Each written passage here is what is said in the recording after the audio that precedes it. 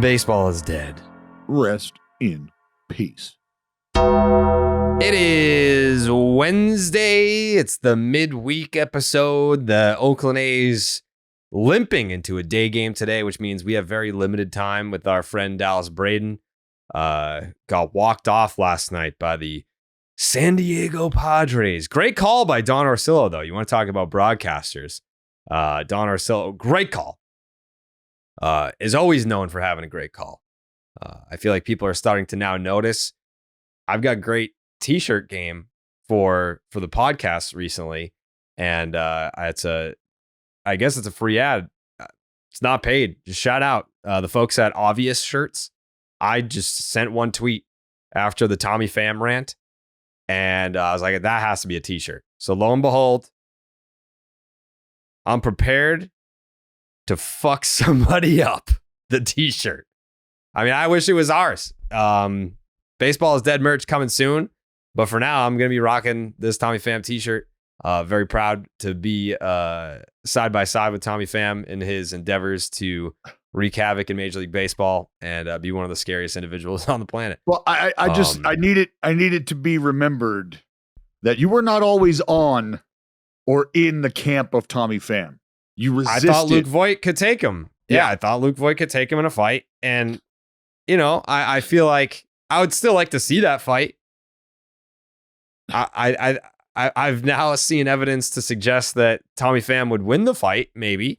But Luke Voit is a very large individual. I don't know. What's Tommy Pham's ground and pound look like? Does he have MMA skills? Does he have jiu-jitsu skills? I don't know. I know that he's good in hand-to-hand combat, but I feel like in order to beat someone like Luke Voit when you are Tommy Pham's size, not to say that he's small, but he's smaller. Most people are smaller than Luke Voit. I don't know. What would the Vegas odds have that fight at, Dallas? What do you think? Hold on. Before you just off the top of your head, how big do you think Tommy Pham is?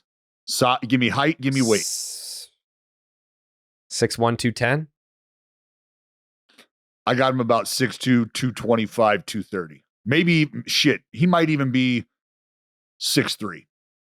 6'1", 223. Okay. I was off by 13 pounds. All right. And I nailed it. All right. You didn't nail it. You said he was 6'2".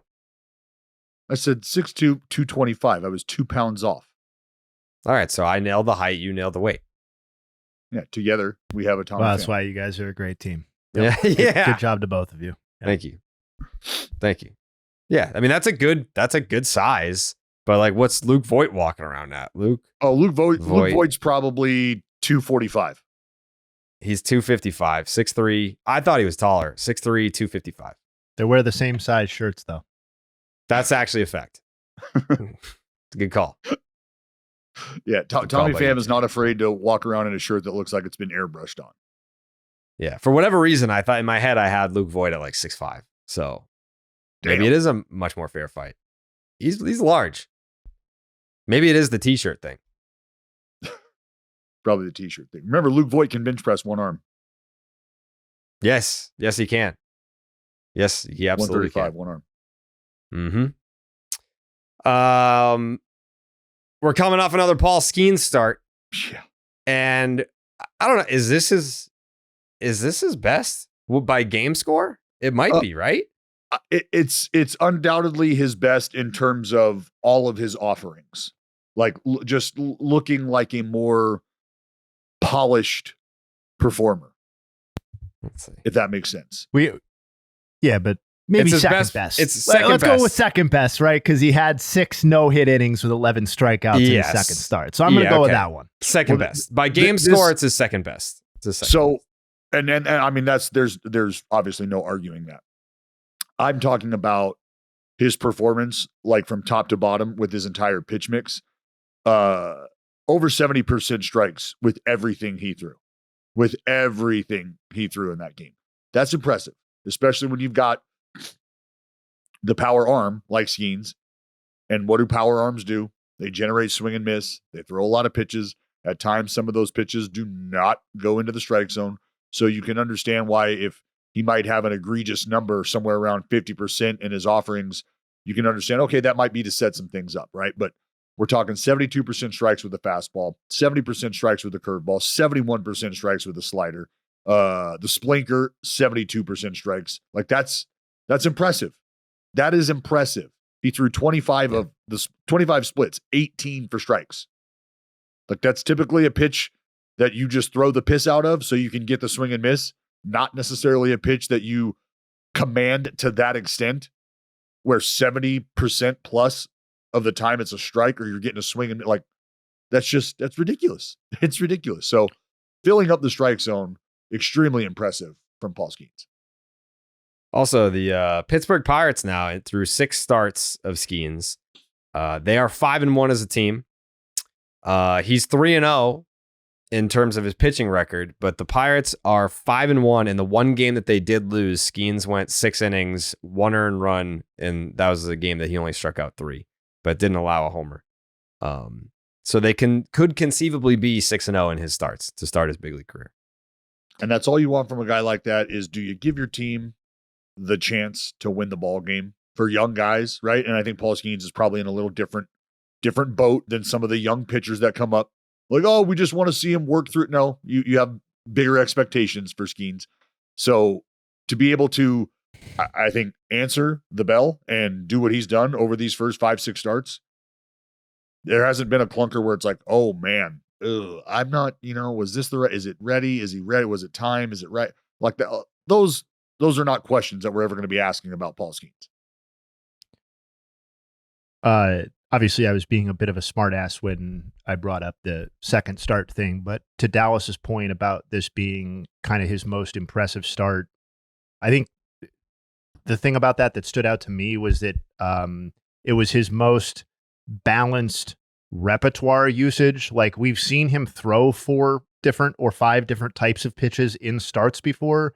But what he did yesterday that we haven't seen is throw 4 pitches, at least like 10 or 12, in this case, 14 different times. Like, it was the most he's ever relied from a usage perspective on that on that 4th pitch, which I think, and it was a very effective usage for him as well. So I think that was kind of cool to see. And then just like the sequence of the bottom of the 5th for the Cardinals, where you had him in a situation where it was 1st and 3rd, no out.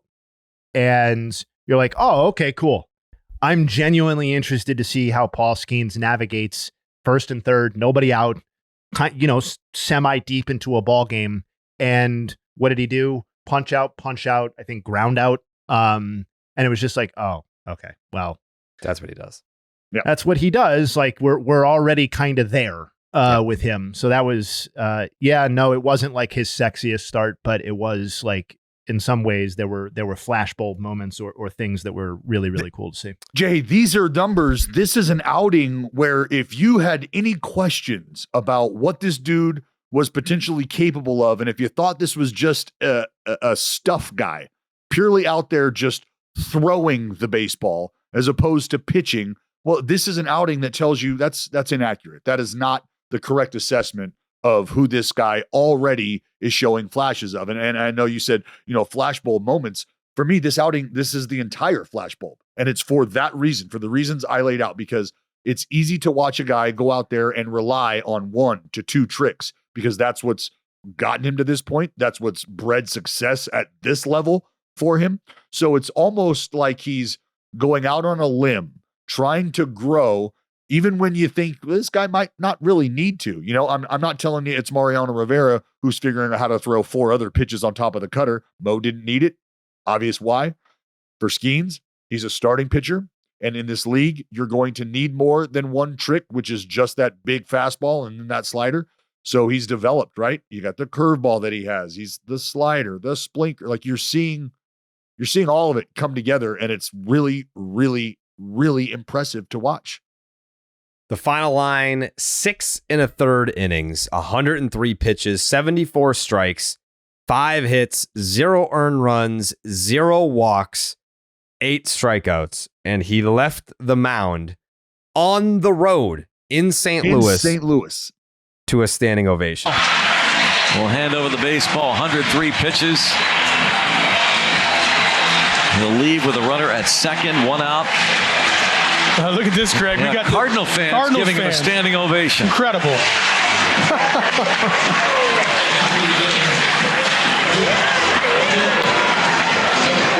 I can't recall ever seeing that before. And I know that we kind of give Cardinal fans some grief here and there because they do have the best fans in baseball moniker, and sometimes they do some not so best fans in baseball things from time to time. They react emotionally to some things, but I feel like that kind of goes back to why they have the best fans in baseball nickname. I'm not saying I agree with it, but how often do you see something like that where the opposing team's fans will give a standing ovation to the guy walking off the mound after he just shoved it up your ass?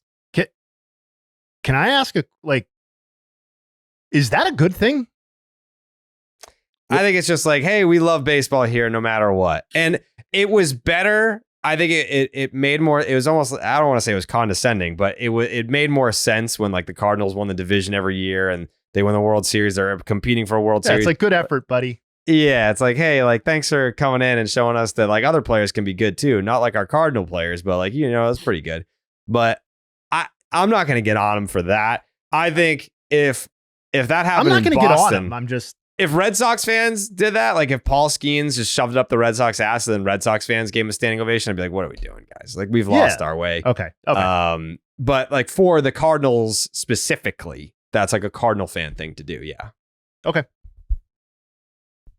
Does that make sense? No, it does. It definitely makes sense. I just didn't know whether we were coming down on the side of this is a very classy gesture or this is kind of weird and they've lost their edge of winning. It was a 0-0 game when he came out. I don't know. I'm not here to roast them on it. I think it's more just I'm asking the question. I think it's their appreciation for their first look at the dude, right? Yeah. And okay, fans. Here he is. Okay. This is real because like it happens with Mason Miller all the time. Every city we go to, I tell you, players on the other team, one of the first things they say to me is, hope we see this dude. I mean, obviously, I hope we don't, but kind of want to. Okay, but it would be super strange if Mason Miller literally closed out a game on the road and that stadium applauded him, right? Oh, no. That's why it'd be like, we definitely lost, but but yeah, it's just I think it's they want to see a freak show. Paul Skenes represents a freak show that they have not seen, and they're like, we're gonna be getting this dude quite a bit.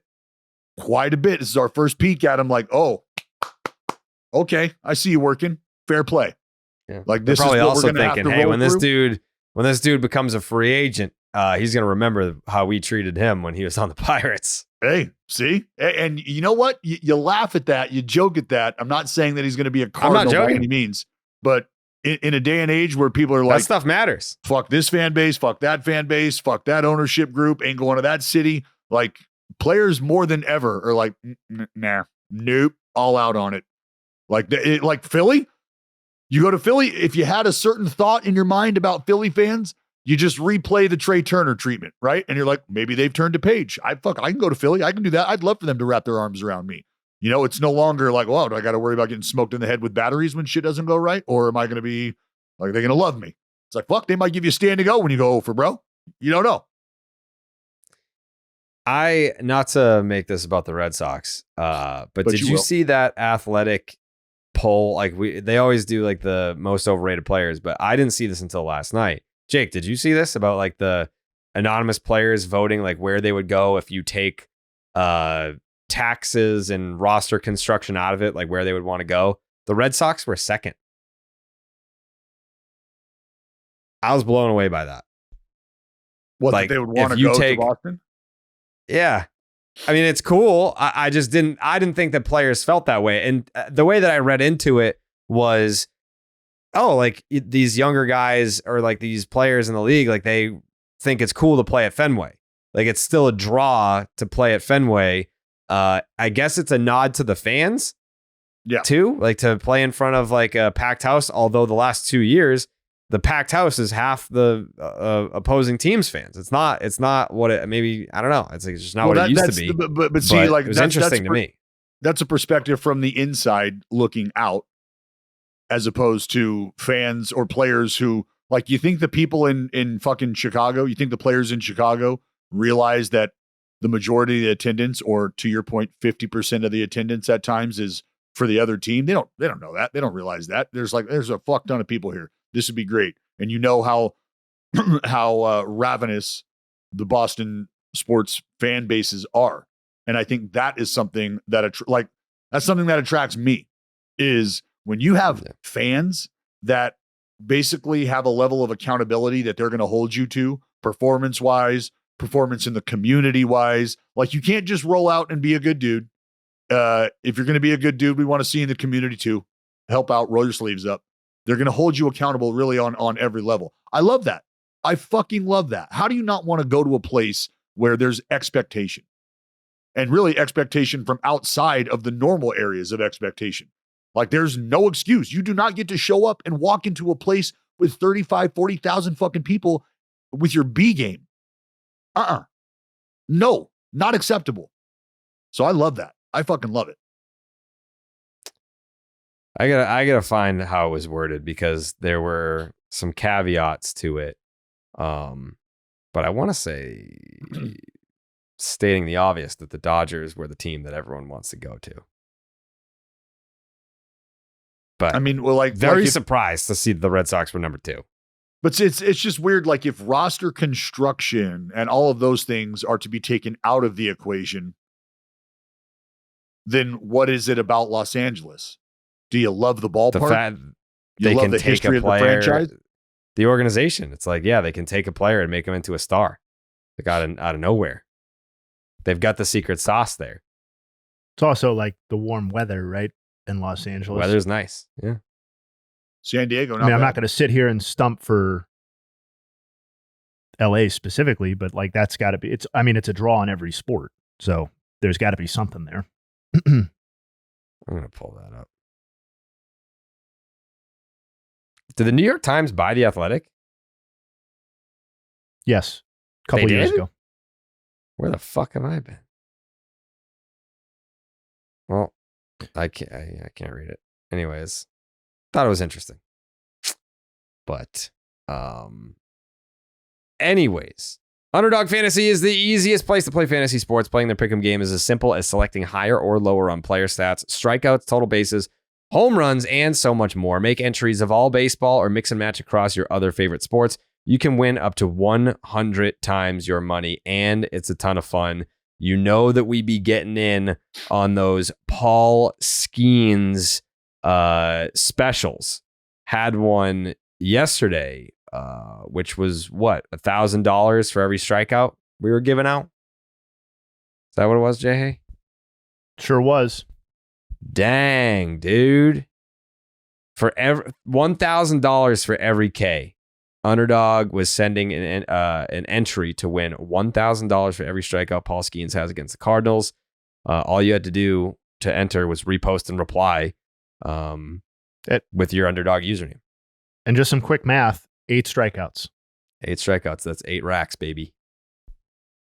$8,000. Underdog is available. You've pointed it out a couple of times, but nobody does promos and nobody does Skenes promos like Underdog. That's just a fact. Fact. That's not an opinion.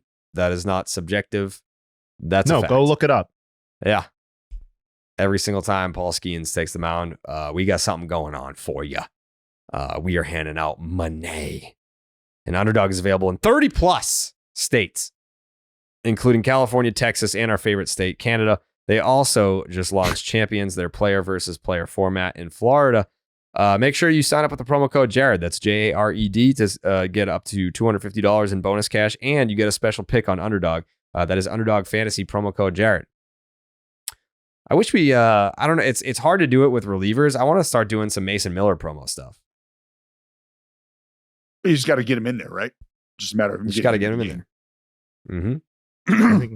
I think if that's something you're interested in, we can absolutely pursue that. Can't we do something like, if we're giving out $1,000 for every Paul Skenes strikeout per start, I feel like we could do $1,000 for Mason Miller strikeouts that week. I've been told that the brains of this podcast have a lot of creative control over what baseball promos can happen if they want. So if you guys have ideas, by all means, share them now or share them later, because we can put those in the hands of the people that will get them done. Yeah, let's do that. Let's do Mason Miller strikeouts for the week. Hand out a rack per K. Do we also need what to would dip that into look the, like, Dallas? Do we need to dip into the Estrada consecutive strikeout thing? Like if he just starts, for every strikeout he ratchets in a row, it doubles. So 2 it doubles, 3 it doubles, 6 4 it doubles. Till you own the company. Yeah. Yeah. Start giving away equity. Yeah. Underdog's calling right now. Hold on. Yeah. That's a bad idea.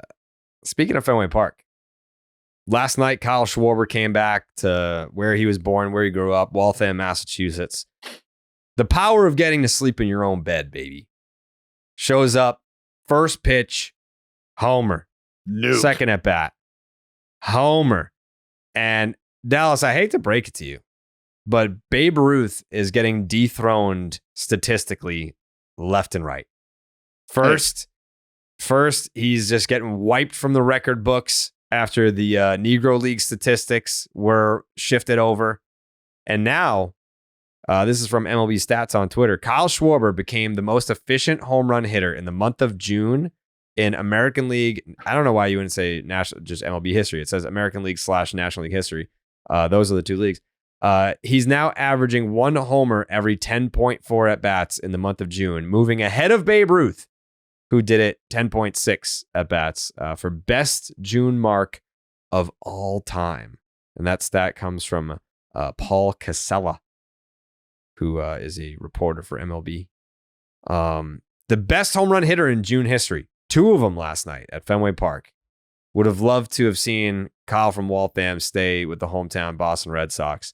Didn't work out that way, but the Phillies keep on rolling. And although not to be overshadowed by any means, Zack Wheeler was on the bump last night for the Phils. And Jay, you had some historical perspective for Mr. Wheeler, who is potentially knocking on the door of a Cy Young this year, but not just the Cy Young. Maybe I don't want to just throw out the hard C Cooperstown. Yeah. I'm not saying that right now. Right. But we can talk trajectory. Sure. We can do that. Yeah. And this is probably its own full length conversation, maybe for the off season, but to maybe tease that a little bit and see how Wheeler does the rest of the year. Like, I looked at pitchers because he's once again at or near the top of the league. I looked at pitchers who have led Major League Baseball in FWAR over any 7-season stretch in the wild card era, which Wheeler has done. He is number 1 from 2018 to 24. And I don't think people still to this day view him like that or think of him like that in their head. I think everybody's on the same page that Zack Wheeler is one of the half dozen, 8-10 best starting pitchers in baseball, more or less every season. But I don't think people are on the page that like he's dominating for a long enough stretch where a Hall of Fame conversation is probably going to need to be had. I looked just very quickly. I looked at every 7-season stretch during the wild card era, 95 to the present. And the only names that appear as leaders over any 7-season stretch are Randy Johnson, Pedro Martinez, Roy Halladay, Johan Santana, Verlander, Felix, Kershaw, and Scherzer, and now Wheeler. And justice some of those, for Johan Santana, by the way. I mean, Jesus Christ, 1 year and done on the ballot. So, yeah, and so like some of these people did it for multiple 7-season runs. Like it's not apples to apples exactly, but all of these people did it for at least 1 7-year stretch, which is an enormous amount of time for a pitcher. And so maybe Zack Wheeler ultimately falls closer to the Felix Hernandez side, who did it from 2008 to 2014, who is maybe more of we'll see what support he gets. I think he should be in the Hall of Fame, but I think it's going to be an effort to get people to accept where starting pitching is these days. But that's the sort of trajectory Zack Wheeler is on. And I feel like A, we take his consistent excellence for granted, and B, I just don't know if people are viewing him like they viewed King Felix or Johan in their prime. And that's probably a fair assessment. I don't think that we do.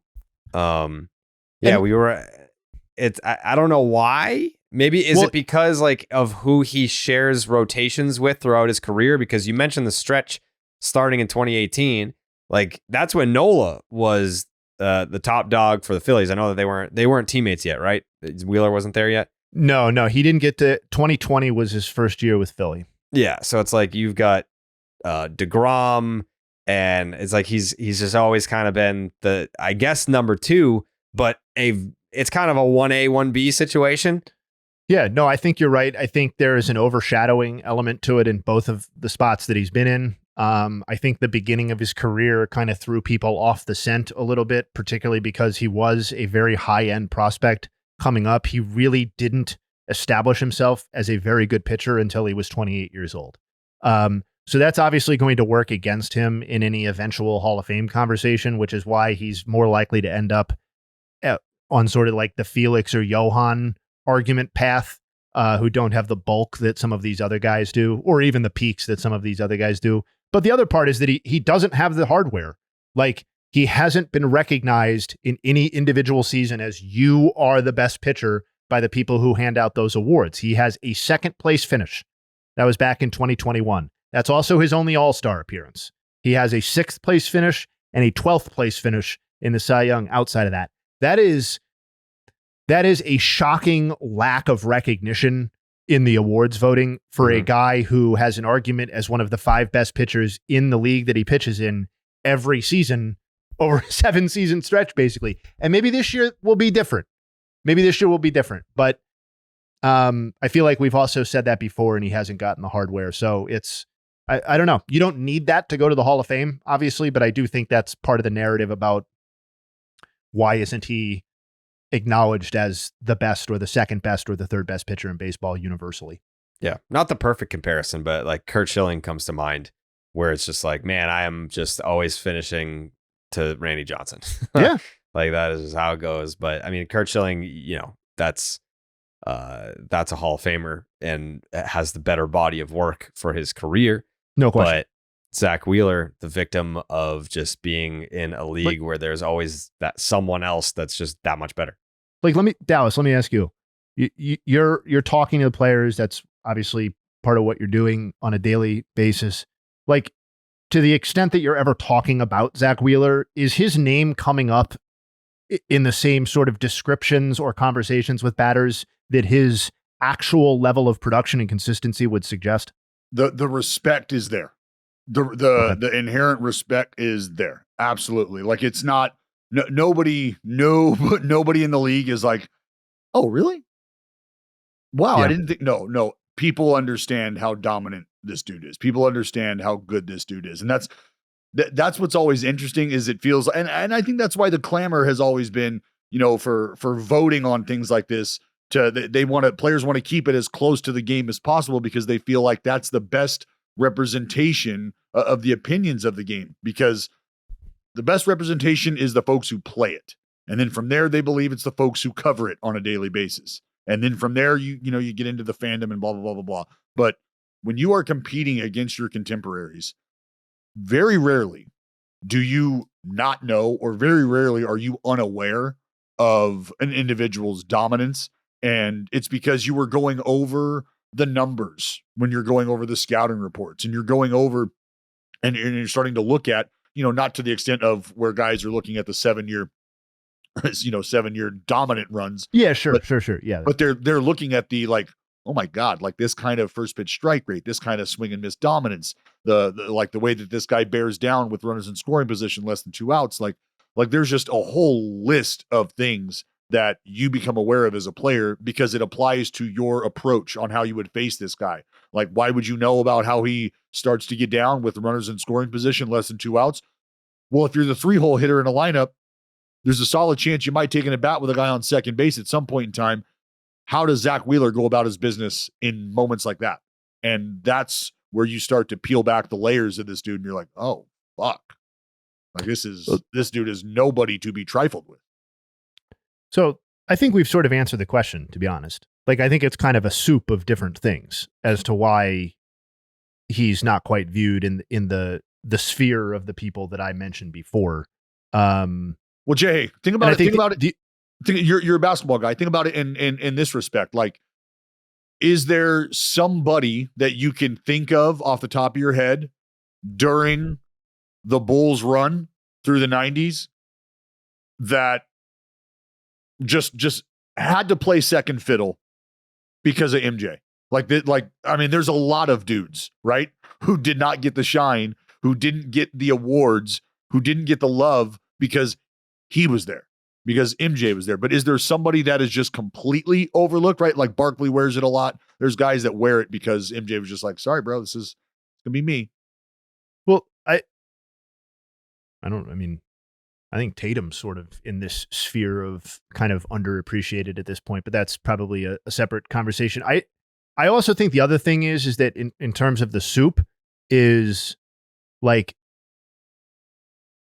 in an era where like Paul Skenes' splitter is like, whoa, that's going up on the highlight reel, or his 102-mile-an-hour pitch, or like we can fill in the blank on whose individual pitch is like so visually crazy that it's going to make the highlights every time. Like Zack Wheeler has more like 4 or 5 nasty pitches, right? But none of them individually are going to be like, I've never seen that before, or this is moving in such a way where it's going to like Pitching Ninja is going to be able to do the split thing that he does where it's like they go 2 different directions or whatever. It's like, you know, he's more not getting by, but dominating on the back of like, actually I have a repertoire of 5 or 6 different pitches, all of which are generally pretty effective for me on a start by start or batter by batter basis. I was just going to say, it'd be interesting to see if you took an anonymous poll of stuff in the National League, like,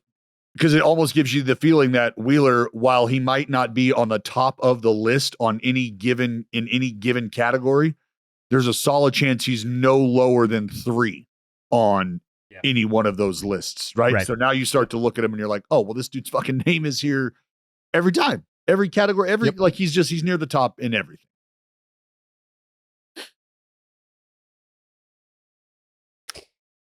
Well, we'll see how that plays out. Put a tab in the National League Cy Young conversation.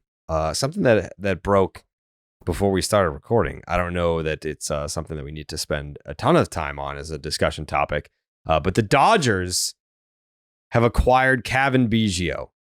And this is something that, you know, kind of goes back to what we were talking about a little bit earlier, where, you know, you start to see some Jays fans be like, fuck, because players often go to the Dodgers and they come out on the other side noticeably better than before they got there.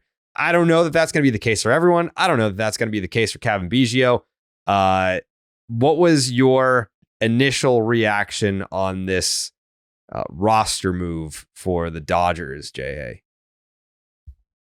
Very initial reaction was I laughed at the super utility man moniker because Cavan Biggio hasn't really been any good. And I just think that's a funny term. My second reaction was exactly what you said. It's like he's got the general profile of a guy like a Chris Taylor-esque player who maybe can do a little bit of everything, and the entire picture adds up to maybe more value than you would expect, or maybe they will extract more value, or they'll tweak his swing, or whatever might be happening. Listen, there is essentially no risk in this acquisition for the Dodgers. The guy they gave up, I think, was more, this is going to facilitate us moving ahead of other teams and that would have gotten him on waivers, as opposed to like, this is a truly valuable piece that we're going to lose in the form of this Fisher guy. No offense to him, but I think it's more likely that we're not really talking about Cavan Biggio's impact on the Dodgers in a month or two. But I think for the cost of acquisition, it's more than worth their time, given that in terms of his age, he still should have decent baseball left if they're able to squeeze any juice out of it. Yeah, I don't Question for you, Dallas. Let me ask you this question, Dallas. This is a broader topic for me. It doesn't have to be just specific to the Dodgers. It can just be from a Major League Baseball standpoint. When an organization acquires a new pitcher and they want to tinker with him, they can just look at the data and say, you know what, like your cutter kind of sucks, so we're going to get rid of the cutter. Your fastball is excellent, so we're going to up that pitch usage. And why don't we try a sweeper? Like, you don't have one. Let's see what that looks like. It's easier to tinker with maybe a pitcher that isn't performing well in another organization, and then a different organization sees that individual and they're like, there's things that we believe will work for you. Let's try it. And then sometimes that works. When it's a position player and you're talking about someone that hasn't broken out at the big league level from an offensive standpoint, what are some of the things that a team is going to look at first and then try to implement with them in hopes of discovering the talent that everyone thought that this individual had to begin with? What does that process look like? The first thing that you're probably evaluating is your attack angles. How are you approaching the baseball in the zone, right? How long are you spending in the zone? So this is where the bat metrics start to come into play. And each team has their own algorithms. Each team has their own things that they use to assess. And so when you start to look at a guy coming over to you that has these perceived holes, well, we need to figure out why they are holes for you. Is this about a mental approach thing, pitch sequencing? Like, what's your game plan when we get up there? Swing decision. Why? Right? And so how you might be thinking about hitting could very well have to do with your physical ability to get in certain positions to hit. There might be a reason why you don't like to go after things elevated up in the strike zone. Well, just because you might not like it, Jared, and this is what's really interesting about stuff like this, is if you ask hitters where they like the ball, where they make the best contact might not always be where they like it. Does that make sense? You might fancy yourself a guy who loves the pitch inner third because you like the idea of being able to spin on the ball and you feel good about that. You feel confident in your ability to not get beat in there, right?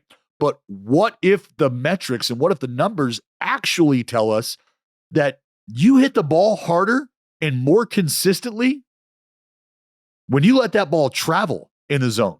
So your numbers reflect that you do a much better job authoritatively of getting to the ball when you use middle to opposite field. That just might be the reality for you. And you might not know that. A la Garrett Cole, you might not know what your best stuff is. And there's teams that are looking at things. JD Martinez that floundered with the Astros, goes to the Detroit Tigers, starts working with Miggy and Victor Martinez, and then now he's just one of the top offensive guys for the last decade. Dude.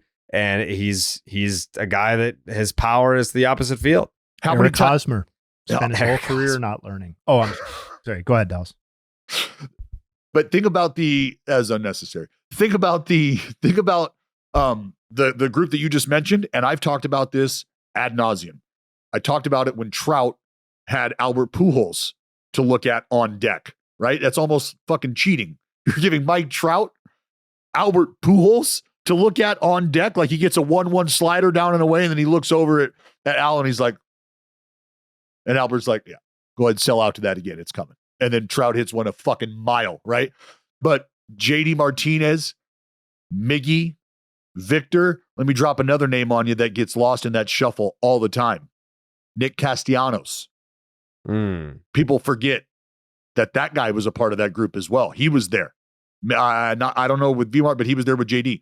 So you're starting now to understand what it means to be around people that are having different conversations about the craft, high-level conversations about the craft, and it's approaching what you do from a perspective and a standpoint that you never even looked at the game from.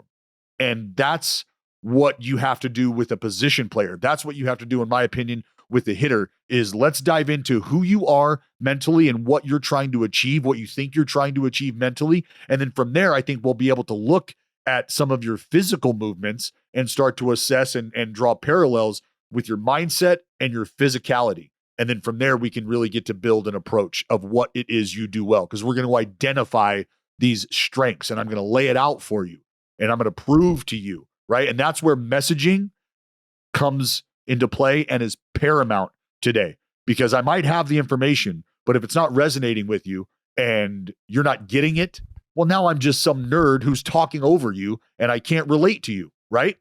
Speaking of, hold on. Sorry. I was going to talk over you and throw some numbers at you. So that's where you're at. That's where you're at. You never know what it can be that unlocks that doorway into the next level.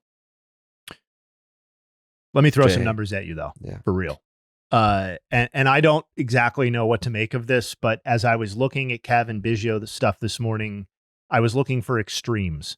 And obviously his performance has been bad, but deeper than that, there have been 327 batters this season that have gotten 100 or more plate appearances. Okay. Pretty basic.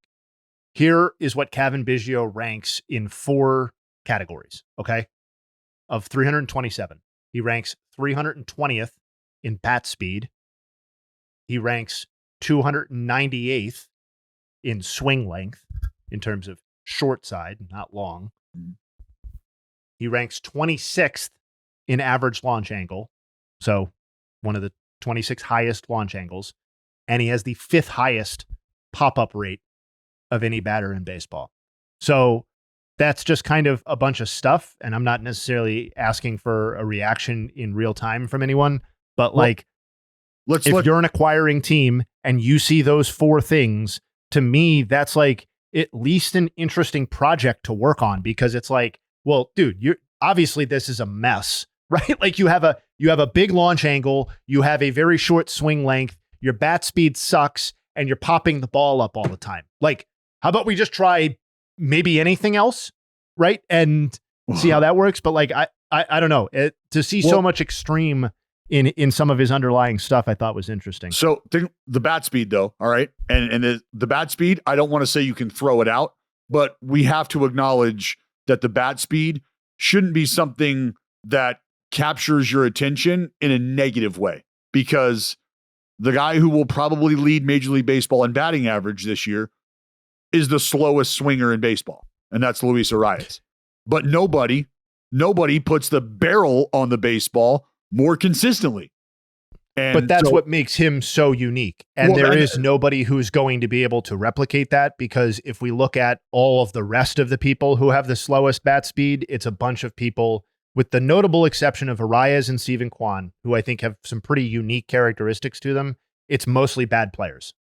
Yeah. Well, the idea though is when you look at these things as we're using them as identity markers for lackluster performance, I think you can also look at them and say, all right, so you're not swinging terribly hard. How do we just get you on the baseball more consistently then with this slower swing? Because you have the slower swing, which means we're probably not going to start producing some of the power numbers that you may have been chasing in the past. So let's identify who we are. Back to my conversation about acquiring a guy. I have to believe that the Dodgers are sitting down with him today and they're like, so here's what we got, right? You don't spend a ton of time in the strike zone with the barrel. And when it comes to your approach angle, you're a little steep. So I think what we need to work on is figuring out how to get you to the ball more consistently, and how do we keep you in the zone long enough to maybe help achieve that? Because we're not after the 20 homers from you. That's not what we're after. We want you to put the ball in play consistently, because we feel with your approach, this is going to be your best chance to provide the depth that we're looking for in this roster. The other thing that I think is worth bringing up that we've sort of danced around but not said specifically, is that for as productive as the Dodgers offense has been as a unit, it has been carried by, 4 to 5 players, 5 to 6 players, depending on where you want to throw Max Muncy in there. And the people who are not those guys have generally been pretty bad. And so the guys who, in theory, Biggio will take plate appearances away from have been some of the least effective batters on the entire Dodgers team this season. Chris Taylor, Kike being those 2 people. I just think there's just almost no downside, really. No, because what happens if he starts to outperform either one of those people? You're like, oh, well, great move. Great move. Dodgers identified a guy that they could get just a little better and who's now a viable option.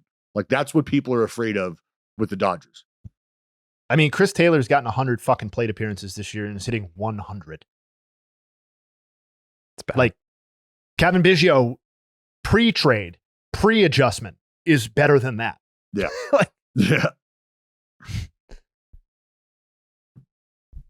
It is pretty bad. I mean, I think this acquisition, for as much as we want to talk about potential adjustments and wish casting the Dodgers magic upon Kevin Biggio, I think it's just as much of a reflection, if not more so. The bigger story here is how dire the other 3 or 4 spots in the lineup for the Dodgers are offensively this season. And I just don't think that's something that a lot of people foresaw, myself included. And that they're fishing for Kevin Biggio, a guy who had used up his time in Toronto, I think says a lot about where they're at with options. Does this mean anything for the Blue Jays? I don't think so. Like a departure from a path, or what? I mean, is it because they're having the conversation about what to do with Bo and Vladdy, and Kevin's been cast off to the side? I hate to say it. I mean, because I have over the years gotten to know Kevin a bit, and I talk to him, we keep up, and he has been the dude that I wanted more than Bo and more than Vladdy. He's been the dude that I wanted to work out more, because I think you kind of knew and expected what may come with Bo and Vlad. And I think Kevin was going to be the guy that moved this group into that conversation of, like, is this a superstar trio that we're going to be talking about for a long time? Like, they had the opportunity to really slap some people across the face, like, year in and year out, if Kevin would have been able to progress at the same rate that we saw Bo and Vlad. That just did not happen. And so now we're having the conversation about what the future of the organization looks like, and it's centered around those 2 players, and Kevin Biggio has, just been sort of turned loose. Yeah, to me, this changes nothing about what we've discussed in terms of the trajectory or what we can expect from the Blue Jays at the deadline. What they do with Vlad and Bichette has long, I think, been, as Dallas alluded to, independent of what was happening with Kevin Biggio. Like, it's not like Kevin Biggio just fell off this year and was like, oh man, what a fall. Like, we got to move on. We're basically on 4 seasons of him not being a very good offensive player. And that's, 1,000 plate appearances. And they had, I believe, next year is the last year that there's contractual control over him, and then he becomes a free agent. And if you've already decided that you're moving on, and I think this reflects the quality of the offers that were going to be available, if they're basically getting a relief pitcher with an ERA approaching 6. I don't care how good his stuff is. Like, that's what that is. Yeah. Then I think this is just the organization moving on, and what we see from the other 2 guys is still to come, either this offseason or at the deadline. Yeah. So we're not quite approaching end of an era territory with the Toronto Blue Jays, but it's the first domino to fall not based on where they're at right now. It's more of a big picture thing. It's not a first domino to fall 2024.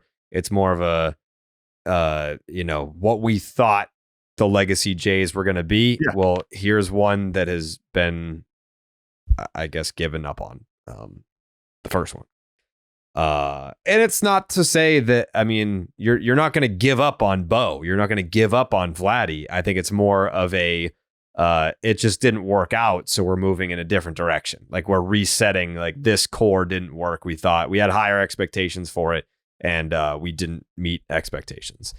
Dallas, you got to catch a bus? Yeah. All right, go A's. Who's pitching tonight? Alex Wood? Who's pitching tonight? No, Hogan Harris is pitching tonight. Today. Hogan Harris. Here in mere hours. Hogan Harris against Michael King.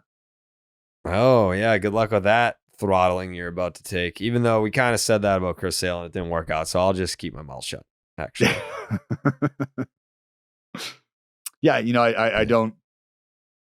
Maybe you know what? I won't say anything else. Never mind. All right. Any parting thoughts? Yeah. Jay Hay. Did you get a little bubble gut last night? Did you get a little bubble gut last night? Because you had a sody pop last night. A big sody pop. That's your second night in a row you've had a sody pop. Tyler Soderstrom starting to swing the bat a little better. It's 2 homers in a couple days for the big left-handed thumper. Sody swatting baseballs out of the ballpark in SD. I was even going to fire off a text to the boys to let you know that you needed to watch the replay because I did drop a sody pop on him. I'm just glad it's sody pop and not like Strami, you know. I think that or sody. And shout out Abraham Toro. Fucking first pitch of the game. Whack. Wow. So yesterday we had 2 homers on the first pitch of the game in baseball. Schwarber and Abraham Toro. What's Huge. Abraham Toro's nickname? The Bull. That's just an interpretation. Is that his actual nickname, or are you just like saying that? Just say that. Do you call him that on the broadcast? I haven't heard you do an Abraham Toro call yet. Yeah, I've dropped a who you're messing with. You mess with the Bull, you get the horns. Okay. Abraham Toro. I rattled off his May stats. Abraham Toro, the best hitter in May, and that's no Bull. Wow. Yeah, just really high level shit. Good for you. That's why I get paid the big bucks. Yeah, that's good stuff. It's big league broadcaster shit right there. Dallas Braden of NBC Sports Bay Area. You can catch him on the Oakland A's broadcast. I did last. I got a text from somebody in our our front office because I dropped because we rolled up. I think we rolled up like the 3rd double play of the night or whatever, and I dropped a. I was like, the green and gold out here rolling it up more than Cheech and Chong. And, and you get spoken to about that? No, not spoken to. It was bro, did you really just, because that was epic. Well, we'll all be watching today. Well, tell Don Orsillo that we said hello, please. I will. Actually, I talked to Don yesterday, and he says hello as well. Love that. Oh, love some Donnie. That's nice of him. Thank you. Yeah, I have his face right over here on the ground. Yeah, I'll be sure to share that. Thank you. He knows. He knows. All right, we're gonna get to Friars. Bye, Dallas. Good luck.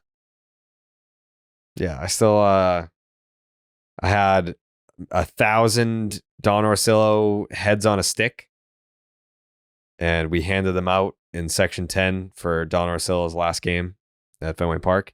Mm-hmm. And I still have one.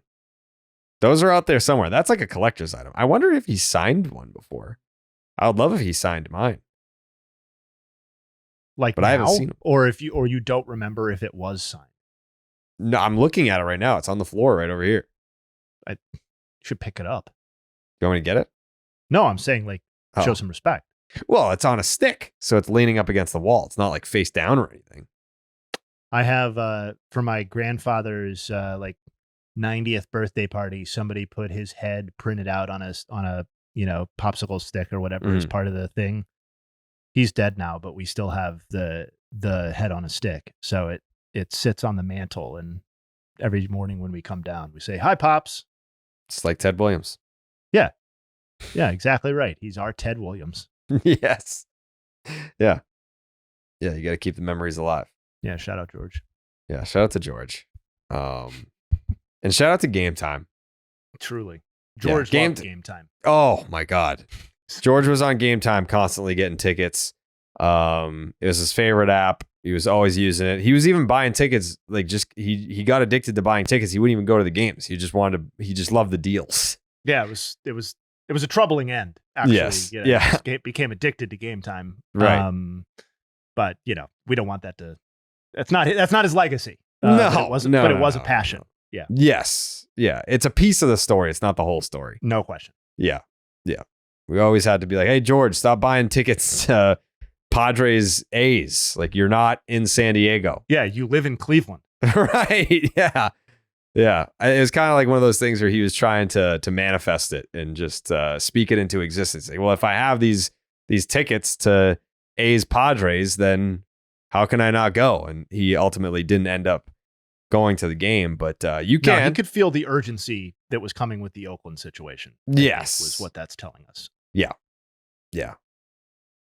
Never did get to see the Coliseum that last time, but No, he didn't. no. He lived a rich life, but didn't get to see America's finest baseball stadium located in Oakland, California. Right. I mean, Dallas talked about how Chris Bassett took like a scoop of dirt from the mound his last outing. That's like taking something from Chernobyl, I feel like. I think I might actually have. I also have bubble gum and maybe a little bit of dirt from the Manaya thing. I think you've brought that up that you have some bubble gum or whatever. Mhm. Yeah, I think in my little baseball cabinet over there, I've got some of that. Smart. Yeah, I mean, so I guess I took from Chernobyl too. Is the point I'm getting at? Yeah. There's no way to authenticate the bubble gum being Sean Manaea no-hitter bubble gum, but like I can verify it for you. Yeah. Yeah. I don't. That's not why I have it. It's never going to be sold. I can't imagine the market is all that robust. No. I think the only person who would want that at this point is Sean Manaea. Yeah. And if he is the sort of kind of baseball junkie that I know that he is, he'll be able to look at the dirt and authenticate it with his eyes or his tongue. You know what I mean? Mm-hmm. Yeah. Game Time is an authorized ticket marketplace of Major League Baseball, which makes getting tickets faster and easier. Prices on the Game Time app actually go down the closer that it gets the first pitch, with killer last-minute deals, all-in prices, views from your seat, and their lowest price guarantee. Game Time takes the guesswork out of buying MLB tickets.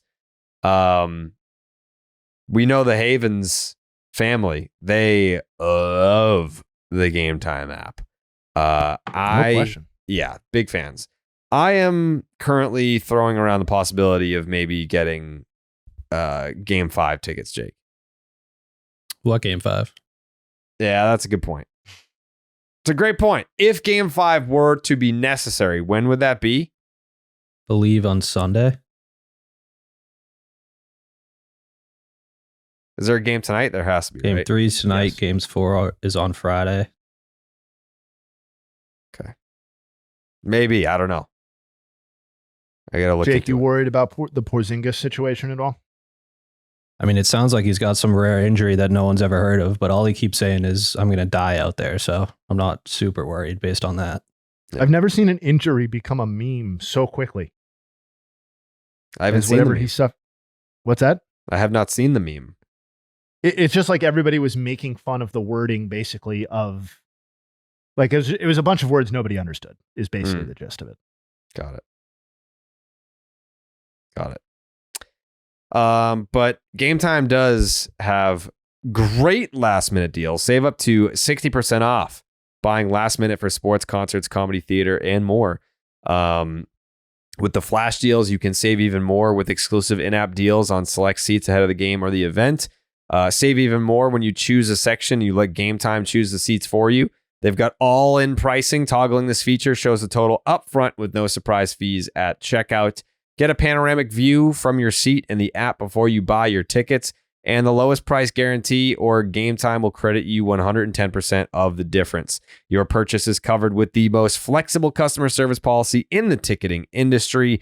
Take the guesswork out of buying MLB tickets with Game Time.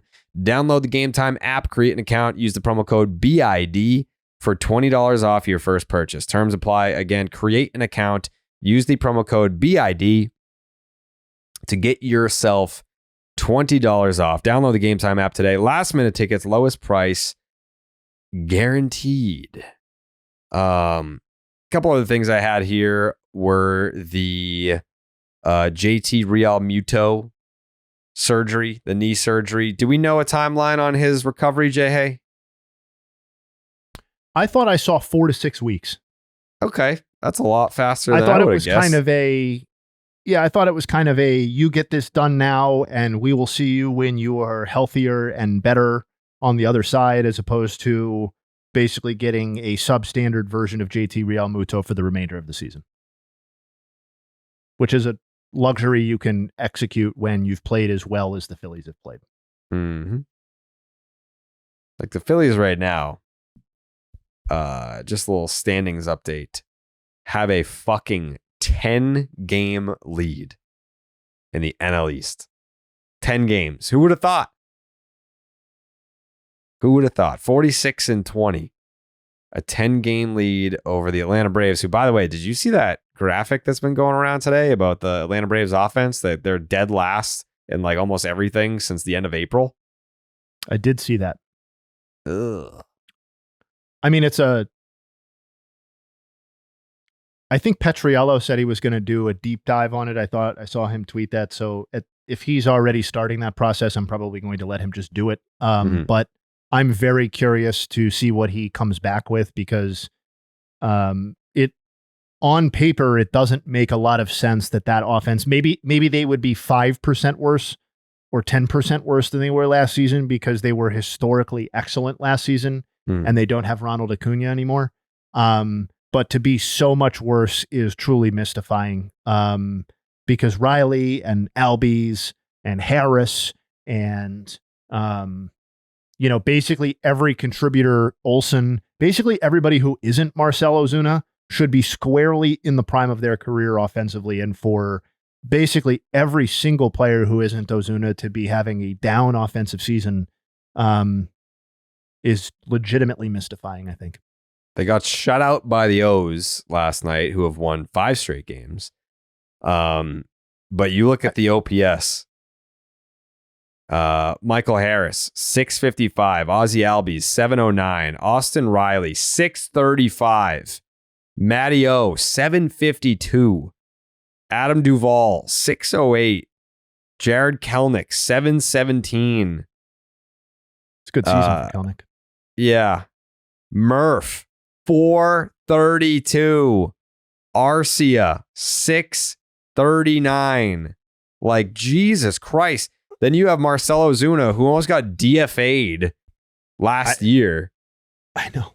A 993 OPS. He's hitting 316. Shout out to Stone Cold Steve Austin with a 993 OPS. He's the only guy in the lineup worth a fuck. And it's not like these guys had like limited track records of performance and just were excellent last season. Austin Riley has 3 straight seasons entering this year of 30 or more homers. Yeah. And not an empty 30 or more homers. Okay. So I just pulled it up. From 2021 to 2023, Austin Riley hit a cumulative 878 OPS with 36 homers a season, 108 home runs. Like, this was supposed to be one of the locks for that baseline level of performance in the National League. Matt Olson was a down ballot MVP candidate last season and hit 54 homers. Even if you thought that was the high water mark that we're ever going to see from Matt Olson, which was my personal opinion, we're still talking about a guy who in the 4 seasons prior to 2023 gave you an 852 OPS with a 133 adjusted OPS. He's at 752 and 113 this year. He's 100 percentage points of 100 points of OPS off even his pre-2023 levels. So, and you could do this for basically every guy. Like Sean Murphy has been kind of a disaster going back to a little bit of post All-Star break last season. The other larger point here is that we've talked a lot about the mediocrity of the NL. I don't think there is any single team that has been a larger beneficiary of that mediocrity than the Atlanta Braves.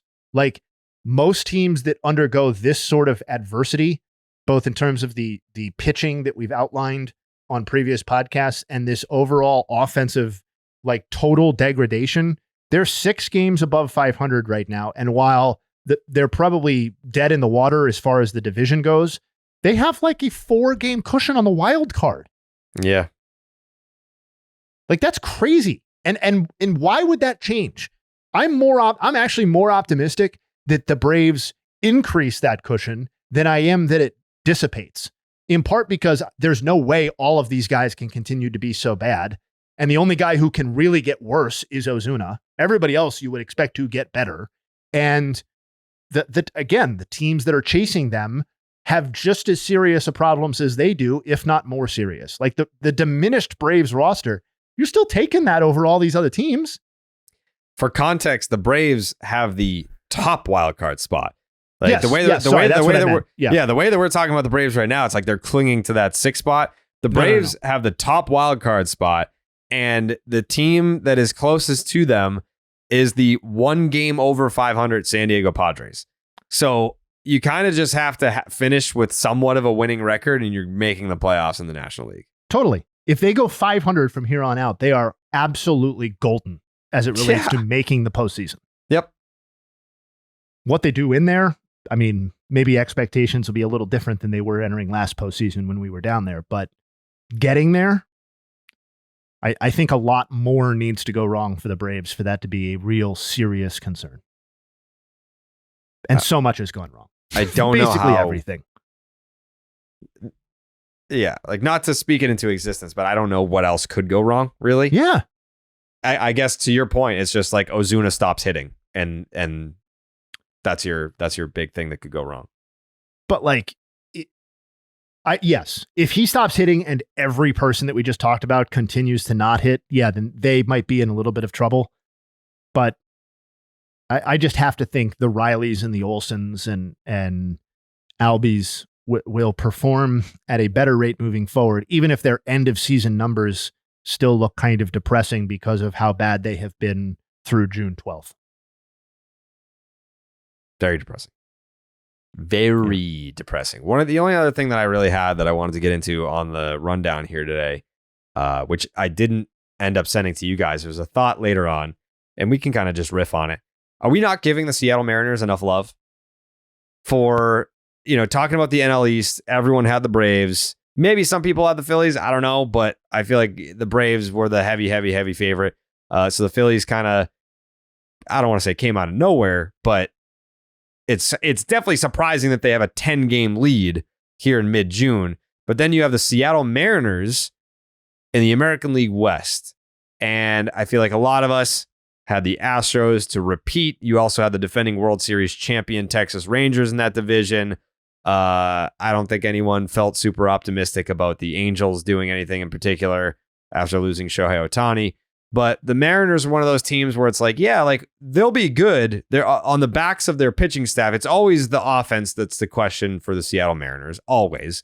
But on the backs of their starting pitching and even the back end of their bullpen, we felt like the Mariners would be a good team. But to have a 6.5 game lead here in mid-June, I feel like we don't talk about that nearly enough. 23-11 at home. I agree with your general point that we have probably not talked about the Mariners enough. I think I viewed this division as kind of a shake those 3 teams up and roll the dice, and we'll see in a given season which simulation produces which winner. There's no question that the Mariners have been a cut above those guys.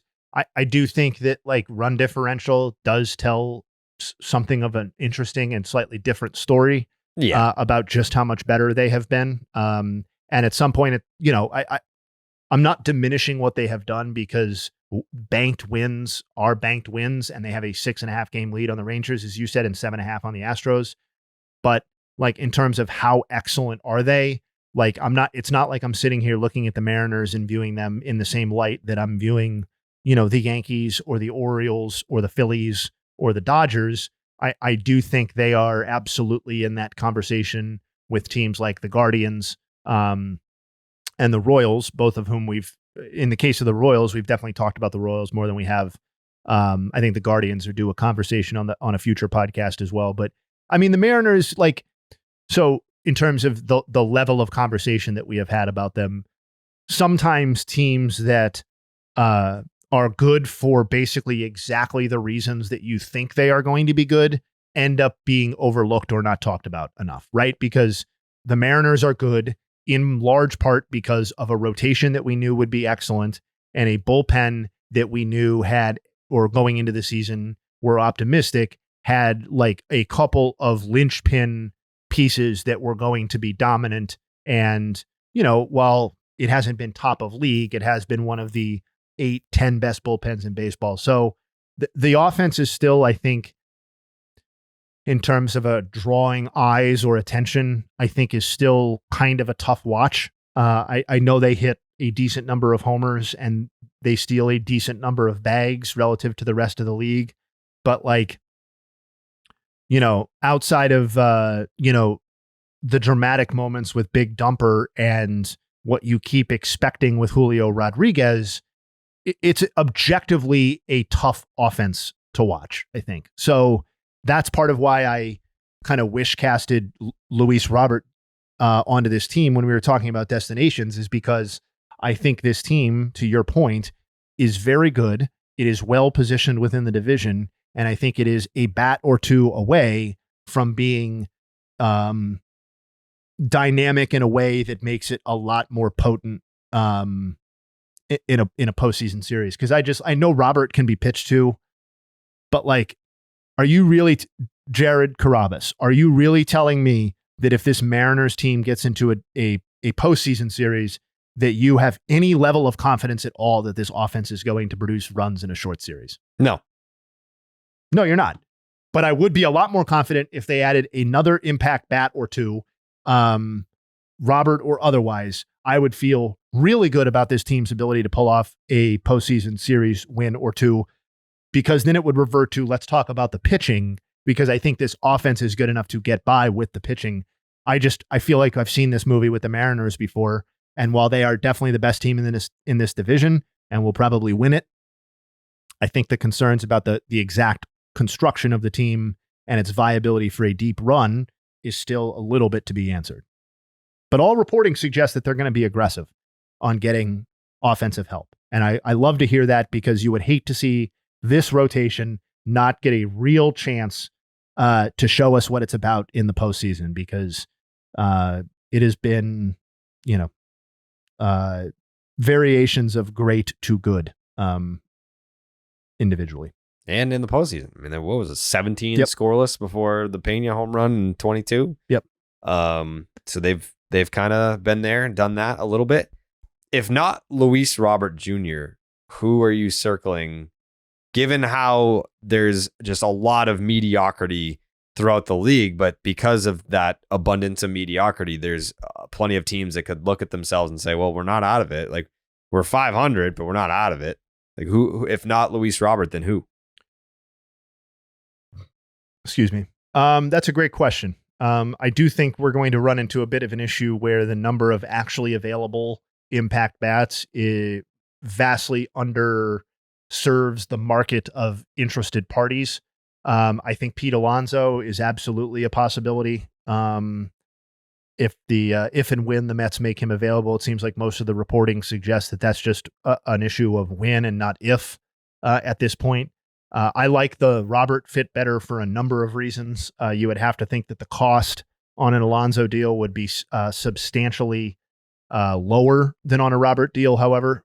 So I have my issues with Pete Alonso as a ball player archetype, but I think he would absolutely make the Mariners better. And he's another guy that I would target. Outside of those two names, I think you're probably looking at more complementary type additions. Like, I actually think there's a world where if the D-backs make Christian Walker available, he could be just as good, if not better, of a fit or acquisition as Pete Alonso, despite not having the name recognition or value. Like, he's been roughly as good offensively this season, and obviously comes with a defensive reputation and statistics to back it up that Pete Alonso just is not capable of providing. So while that might not be a headline grabber, I think if they were to go out and get Christian Walker, that's something I could get mildly excited about as well. So those are two additional names. I like the Christian Walker name drop there. He's got one of my favorite home run swings in baseball. Some like righty pop there.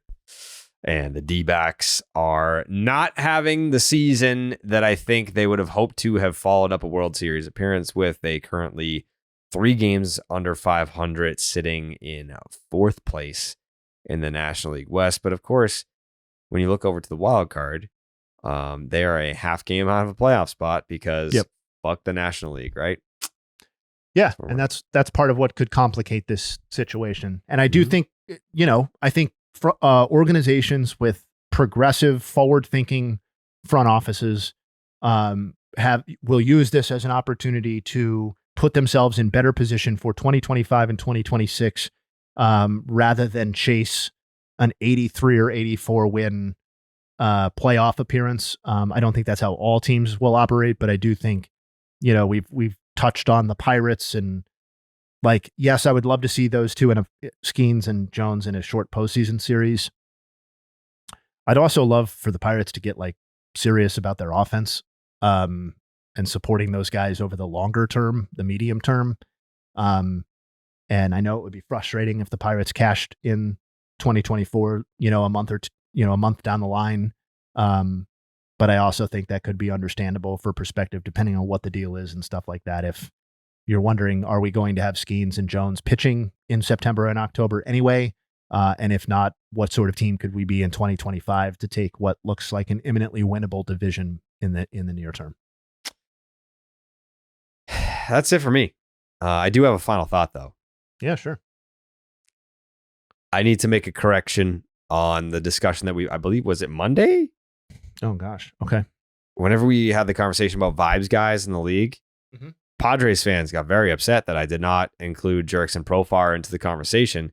And I said, I feel like they don't have a vibes guy. In my mind, I was thinking about last year when there was all that reporting about how dreadful the vibes were in the clubhouse. So I was like, I guess I was more stuck in 2023 in terms of the Padres vibes. But Jurickson Profar, apparently a very big vibes guy for the 2024 Padres. So I stand corrected, and I apologize, Padres fans. Well, and he's got that little league shine too. He's been kind of a clubhouse guy for a long time in a lot of different settings. So I saw that thread as well. There was some outrage. Yeah, people were pissed, but that was my thought process. Had to explain the thought process, and that was that there were reports last year that the clubhouse had no vibes, bad vibes, but it's obviously a different year. Soto's not there anymore. And Profar is apparently a big vibes guy. So I just wanted to acknowledge that. No, Soto's not there, although his vibes seem pretty decent in his new location. Yes, he seems pretty happy to be there. All right. I got a few nugs to rip off here. Yeah, please. People are going to be, speaking of fury on the message boards and threads that support our podcast, and I love every one of those people. If we don't get a Miles Michaelis mention in this podcast, I think there's going to be upheaval. Yeah, I had it in the notes. I know. And that's why I'm going to make sure that we talk about it. Briefly, he had 7 scoreless last night.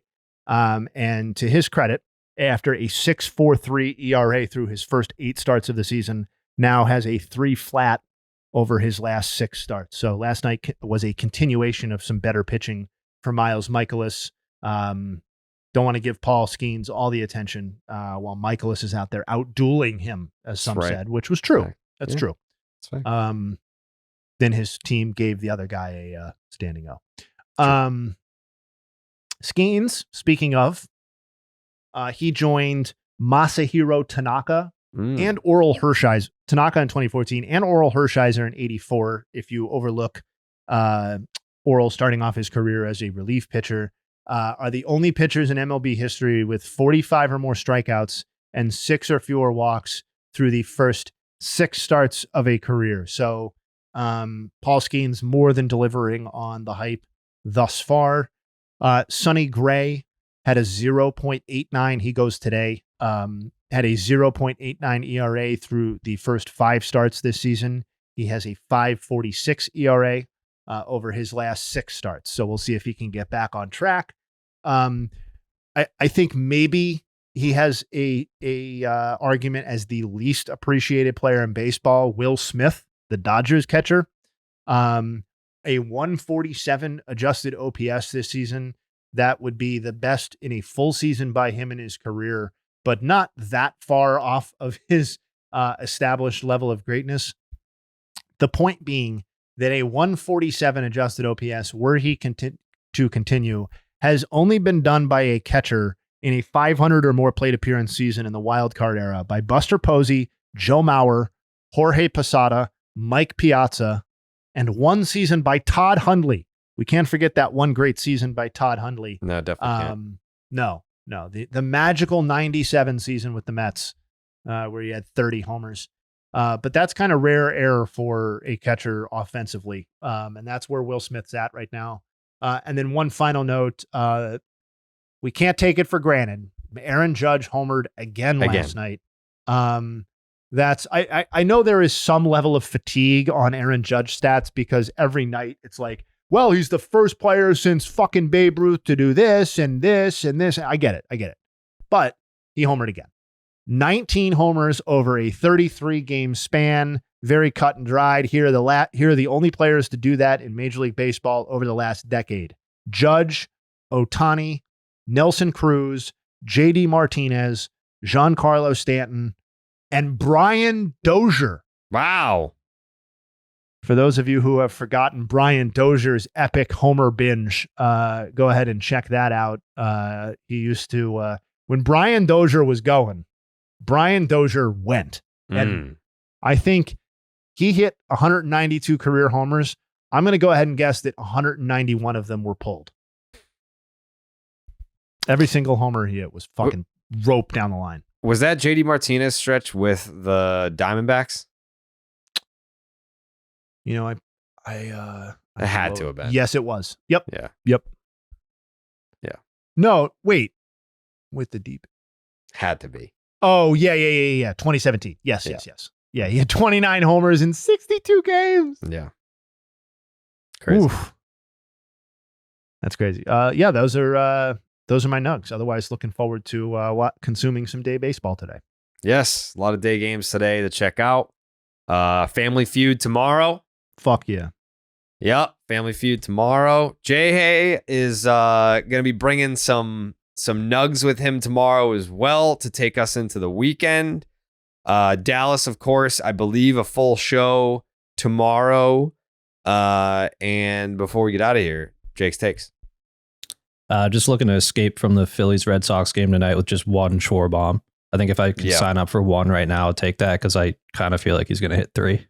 Yeah, it's always a possibility. Are you the Celtics are playing on Friday, you said? Yep. What are you doing for it? Don't think I have any plans yet. I think we might go somewhere Friday night if you'd like to join us, Jake. Let's go watch the C's. Yeah, I think the plan is we're going to go to Fenway for like BP, check that out, and then go watch the Celtics. You ever Could line up perfectly. Oh yeah. I've not this year. Not much BP for me this year. Well, go ahead and bring back a scouting report on that offense. Let me know. I will. Yeah. I'll have plenty of reporting to do after Friday. Launch angles, swing length. Yeah. All right. Thank you guys for watching and listening, and we will see you tomorrow for the Thursday Family Feud episode. Bye-bye. We go.